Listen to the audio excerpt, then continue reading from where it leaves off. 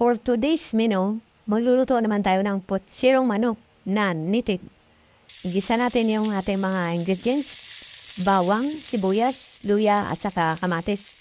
Antayin na natin na mag-brown yung ating mga ingredients.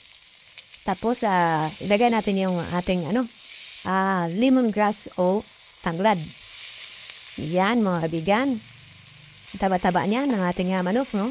Bali, isang piraso na manok yan ng ating ilagay, no? O lagyan natin ng asin at saka seasoning.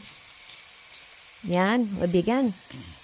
O haluin natin na mabuti. Tapos, atin to, takpan na natin, no?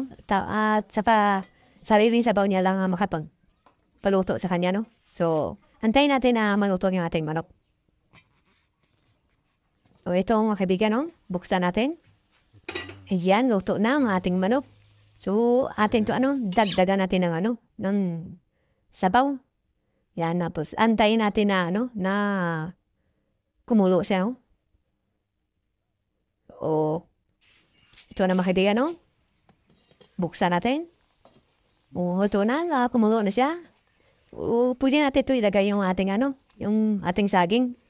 Hindi ko na na-slice yung saging natin kasi maliit man yan. So, okay lang yan. Tapan natin hanggang maluto yung ating saging.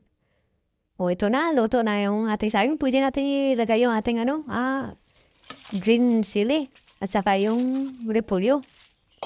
Yan, mga kaibigan. Sarap-sarap ng ating putsirong manok na natin. So, takpan natin sandali lang. Yan, ito, luto na yung ating putsirong manok, mga kaibigan.